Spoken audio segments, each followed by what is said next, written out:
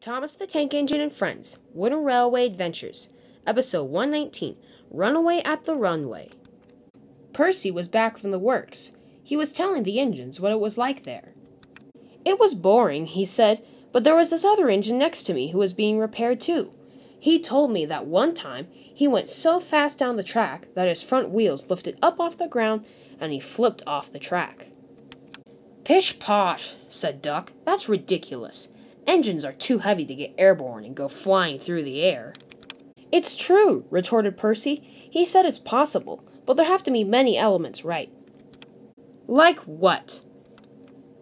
Well, the wind has to be strong and going against you. The rails have to be bumpy, and, of course, you need to be going very, very fast. How fast? Faster than you'll ever go. Percy laughed and chuffed off, leaving Duck and Oliver behind. What Percy says is ridiculous. That's not possible. Well, said Oliver, I guess. Duck was almost shocked. You believe Percy's made-up tale? Not really, he said, but I could see how it could possibly happen. Remember when Sir Topham Hatt raced against Max and Monty and flipped near the end of the race? The same thing applies, except to engines. Pah, he said. Engines weigh much, much more. It's impossible for an engine to come off the rails because the wind is blowing against him. A few days later, Edward was short of steam. The trucks he was pulling were too heavy.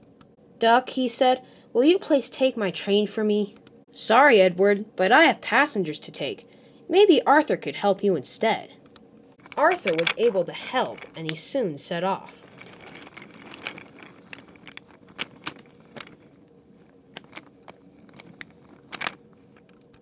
Shortly after he left, Duck's driver had bad news.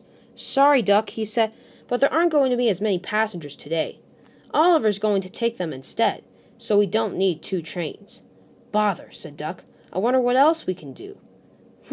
Said the driver. Let's go to the shed and find Sir Topham Hatt.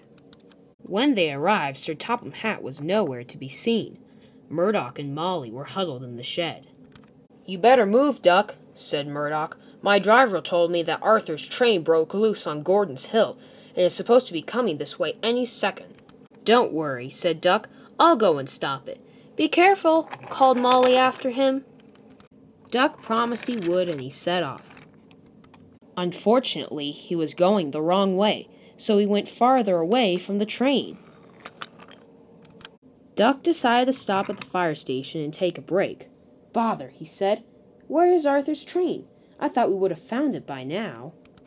Just then, a workman came running out. Arthur's runaway train is coming right now, he shouted. Get out of the way! There were no sidings near the fire station, so Duck's driver could only think of one thing. We'll have to outrun it, he said, just like you did when you crashed into the barber shop a while back. Duck was concerned. He had remembered how that incident had ended, and he did not want to repeat it. But he knew it was his only choice. Let's go, he told his driver. I don't want to get run over. Back at the fire station, the train rushed through. Go, catch Duck, they yelled. Go, catch Duck! Slowly but surely, the trucks caught up to Duck. Start braking, Duck, warned his driver. Maybe we can stop them before we get to the airport. Sir Topham Hatt recently upgraded the airfield to an airport, letting more planes come in. As Duck sped down the track, his front wheel suddenly came off the track. Percy's story can't be true, he said. His friend made it all up. As Duck rounded a bend, he noticed a strong crosswind was picking up. Don't worry, he told his driver. I'll be able to stop them before we get to the airport. Duck's driver wasn't so sure. He was still going very fast, and he was going down the main line in the opposite direction. He knew if they continued, they were bound to wreck soon. Hang on, Duck, he said. I'm going to switch you into a siding. No, cried Duck. That track is very bumpy, and...